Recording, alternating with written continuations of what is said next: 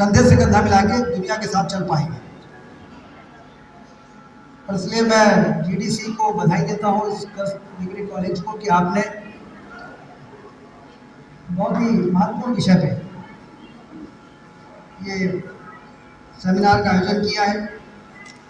तो टॉपिक रोजगार के क्षेत्र में आर्टिफिशियल इंटेलिजेंस का क्या महत्व है, इंटरप्रेन्योरशिप के क्षेत्र में, उद्यमिता के क्षेत्र में कृत्रिम आर्टिफिशियल इंटेलिजेंस का क्या रोल है, कृषि और वितरण के क्षेत्र में, भारत के आर्थिक विकास में, सेवा के क्षेत्र में, वित्तीय क्रियाओं में आर्टिफिशियल इंटेलिजेंस का क्या रोल है, ये आप सारे लोग इस टॉपिक के माध्यम से जानेंगे, समझेंगे, अपने को अपडेट करेंगे और अपने को अपग्रेड करेंगे। अपडेट भी करना है, अपग्रेड भी करना है, जिससे कि जब हम डिग्री लेके निकलें, जब हम पीजी करने के लिए जाएं, तो सिर्फ जो हमारी पुरानी शिक्षा की पद्धति है उसके साथ साथ इस विधा से भी हम परिपूर्ण रहें और दुनिया में अपने भविष्य को बेहतर बनाने के लिए आने वाले भविष्य में हम सफल हो सकें।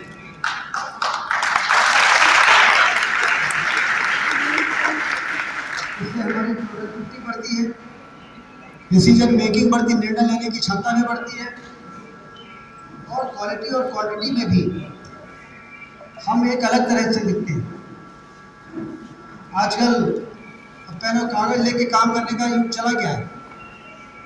अब तो लैपटॉप और मोबाइल पे तो सारी दुनिया है। पहले हम लोग जब जाते थे तो कुछ जानकारी लेनी होती थी कि ये काम कब हुआ, कैसे हुआ, पूछना पड़ता था। अब तो मोबाइल में सीधे गूगल में जाओ, गूगल गुरु के पास जो पूछना हो पूछो, तो गूगल गुरु सब बता देते हैं। और इसलिए ऐसे समय में यदि हम इसका उपयोग नहीं करेंगे तो फिर हम कैसे आगे बढ़ पाएंगे। हमारा देश बहुत तेजी के साथ तरक्की कर रहा है। आपको मालूम है कि पहले हम 60 देश थे आर्थिक मोर्चे पर, लेकिन आज हम 5वें नंबर की इकोनॉमिक पावर के रूप में आज हम स्थापित हो चुके हैं।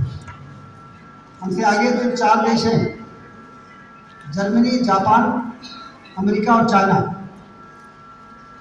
और 2027 तक जर्मनी, जापान भी पीछे होने वाला है और सिर्फ अमेरिका, चाइना बचेगा।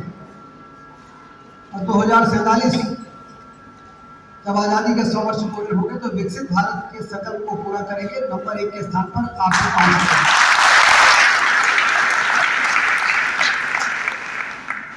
जब आर्थिक पावर बढ़ती है किसी देश की तो कोई भी काम करने के लिए पैसे की कमी आगे नहीं आती। अभी आप कह रही थी ना, ये बन गया है तो हॉस्टल, अभी तो ये बन गया, अभी ये बनना है, तो पहले मैं पूछता हूँ कितना पैसा लगेगा। ऐसे ही देश की तरक्की के लिए यदि रीवा में हवाई अड्डा बना, 250 करोड़ रुपए तो लगे जमीन को एक्वायर करने में, और 100 करोड़ लगे एयरपोर्ट को बनाने में, 350 करोड़ लगे। अभी जो ये सुरंग बनाई है ना चौराहट में, जो गुड़ और सीधी के बीच में, इसमें 1000 करोड़ लगा। ये जो सुपर स्पेशलिटी अस्पताल बना उसमें 150 करोड़ लगा है। अभी 250 करोड़ रुपए अभी हम और मंजूर करा रहे हैं।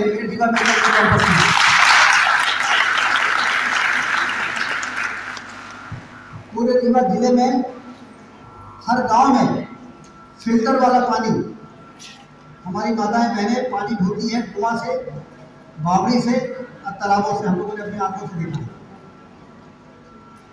लेकिन अब शहर के लोग जैसे सुबह 1 घंटे पानी आता है और शाम को 1 घंटे पानी आता है, गांव में भी फिल्टर वाला पानी उनको मिलेगा, इससे बीमारी भी दूर होगी। इसके लिए अकेले रीवा जिले में 3000 करोड़ रुपए का काम चल रहा है। 3000 करोड़। और सिंचाई की नहरों में जाल बिछाने के लिए अकेले रीवा जिले में 3000 करोड़ का काम अभी और चल रहा है। ये पैसा कहाँ से आ रहा है? कभी आप लोगों ने सोचा कि आखिर ये कुएं का खजाना कहाँ मिल गया मोदी जी को कि 200 करोड़ 500 करोड़ 1000 करोड़ अभी ऐसी सुरंग जो इधर बनी है ना सीधी की तरफ, ऐसे ही शहरों तरफ जाने के लिए जो ये मोहनिया अपनी छुइया घाटी वहां भी एक सुरंग बनाने वाले हैं, उसमें 1500 से 2000 करोड़ लगेगा, पैसा भी मंजूर करा रहे हैं क्योंकि आर्थिक महाशक्ति आर्थिक रूप से हम मजबूत हो गए। 12 लाख रुपए की आमदनी वालों को इनकम टैक्स पे छूट इस बजट में मिल जाएगी। कभी किसी ने मांग की थी कि कभी तो सोचा था ना, किसी ने सोचा था ना किसी ने मांग करने का साहस किया। और आप लोगों को शायद 12,75,000 की छूट मिलेगी सरकारी कर्मचारियों को। 12,75,000 आमदनी वाले कितने लोग हैं, हाथ उठाएं। सब ज्यादा वाले हैं क्या? 12 लाख आदित्य विद्यालयों को छोड़ दो, आदित्य विद्यालयों को भी इनकम टैक्स सकता है क्या? इनको इनकम टैक्स नहीं देना पड़ता था क्या? नहीं, 7 लाख की छूट थी। तो हमारे देश में अब हर वर्ग के लोगों को राहत देने के लिए और विकास के लिए पैसे की कमी नहीं है। अभी तो ये 5वें नंबर पर पहुंचे तब यहाँ, जब हम तीसरे पे पहुंचेंगे तो और क्या होगा। इसका मतलब कि जो बच्चे बैठे हैं इनका भविष्य बहुत अच्छा है, इनको भटकना नहीं पड़ेगा। अभी जब हम नागपुर जाते हैं, कहीं भी चुनाव होता है देश में, हमारी ड्यूटी लगाई जाती है, मालूम हो, क्योंकि रीवा और बंदी के लोग पूरे देश में हर जगह मिलते हैं। महाराष्ट्र में गए तो वहाँ रीवा कॉलोनी है, गए तो जैसे हम फेसबुक में डालते हैं कि भोपाल नागपुर में प्रचार में आ गए हैं, फोन आने शुरू हो जाते हैं, हम मिलना चाहते हैं, हम मिलना चाहते हैं। क्योंकि रीवा के आदमी को पाकर जो रीवा गांव में बाहर है वो तो उछल जाता है। तो फिर वहाँ के नेता सोचते हैं क्या ये कितना बात देता है कि ये 500 लोगों की बैठक कर रहा है, लोगों को बताते हैं कि हमारे रीवा के लोग बहुत हैं। हैदराबाद गए हम, हैदराबाद में जितने मंदिर हैं उन मंदिरों में जितने पुजारी हैं वो हमारे सब रीवा के। और हैदराबाद के बड़े बड़े धन्ना सेठ, उनके 3 बार पैर छूटे, इतना जमा लिया उन्होंने। जब हैदराबाद में हम गए दोनों ने भी 1000 लोगों की बैठक की और साथ में बढ़िया डिनर पार्टी की और दिखा दिया कि रीवा में कितना ताकत है।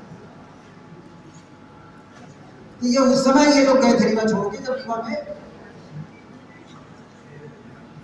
रोजगार के लिए कोई साधन नहीं था।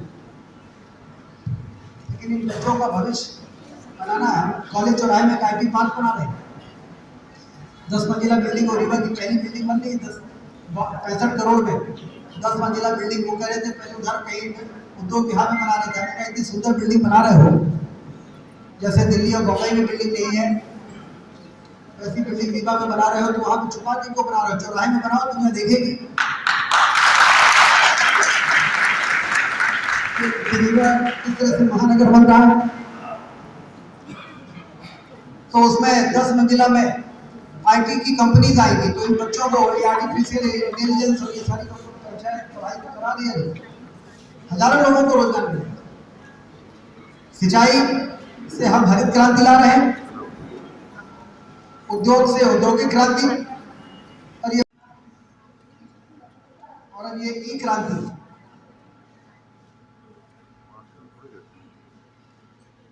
टेक्नोलॉजी की क्रांति। इसके लिए भी हमको तैयार रहना है और इसके लिए अपडेट रहना है। इसलिए मैं वर्कशॉप की से जो चीज़ें भी सीखी हो, जो लोग भी इसमें पार्टिसिपेंट्स हो, जो उन्होंने ज्ञान प्राप्त किया हो, देखिए ज्ञान प्राप्त कर ये सेमिनार से हमको जानकारी प्राप्त होती है, और जानकारी यदि हम अपने तक रखेंगे तो जानकारी फिर बहुत दिनों तक हमको काम नहीं आती। ज्ञान बढ़ता है ज्ञान बांटने से। जो जितना ज्ञान बांटेगा उतनी बार उसको बोलेगा, तो जितनी बार बोलेगा उतना ही उसकी कमांड आ जाएगी। तो इसलिए जिन लोगों ने भी ये आर्टिफिशियल इंटेलिजेंस के सेमिनार को अटेंड किया हो, जितनी भी आप लोग जानकारी मिली, घर में चर्चा करिए, माता पिता से चर्चा करिए, दोस्तों से चर्चा करिए, रिश्तेदारों से चर्चा करिए।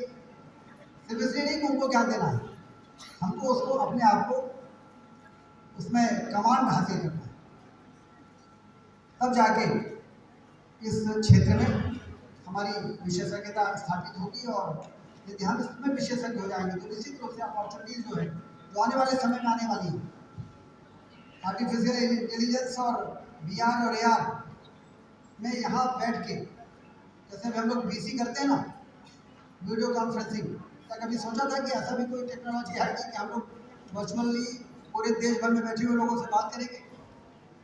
और ये VR AR और ये आर्टिफिशियल इंटेलिजेंस, इसमें तो मशीन से ही बहुत काम हो रहा है, सिर्फ हमें कमांड अपने हाथ में रखना है।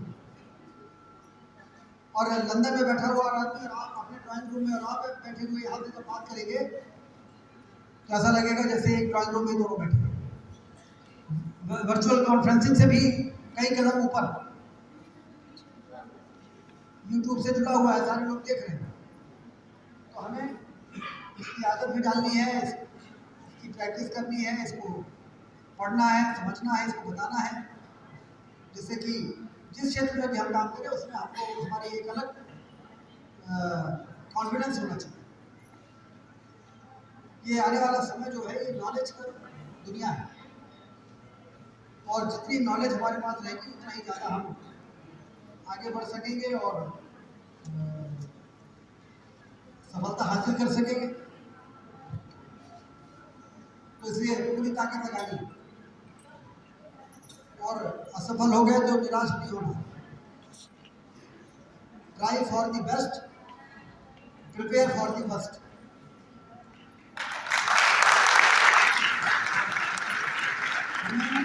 अच्छे के लिए कोशिश करना है कि हम जीतेंगे, लेकिन ऐसा नहीं कि हार गए तो बैठ गए, मर गए तो हमको दुनिया बेकार तो कहीं के नहीं रहे। हर चीज के लिए गिरते हैं शेर सवारी मैदानी जंग में, जी। अरे जो सवार होगा वही तो गिरेगा, गिरता तो बहुत बड़ी बात है। घर पे बैठा है वो क्या है? मोदी जी ने लोकसभा में एक बहुत अच्छा शेर सुनाया था, सफर में धूप तो होगी, अगर निकल सको तो चलो। यहाँ कोई किसी को रास्ता नहीं देता, तुम अपने आप को बदल सको तो चलो।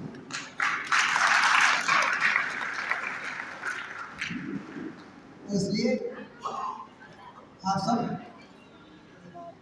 को पढ़ाई करें, प्रैक्टिस करें। Practice makes the man perfect. Practice जो है अभ्यास, वो अभ्यास ही हमको परफेक्ट बनाता है।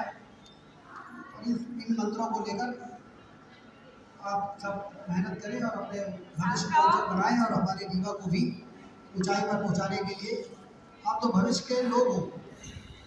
रीवा को हम लोग उस स्थान पर ले जाकर आपको सौंपेंगे कि फिर आप उसको ऊंचाई पर ले जाकर और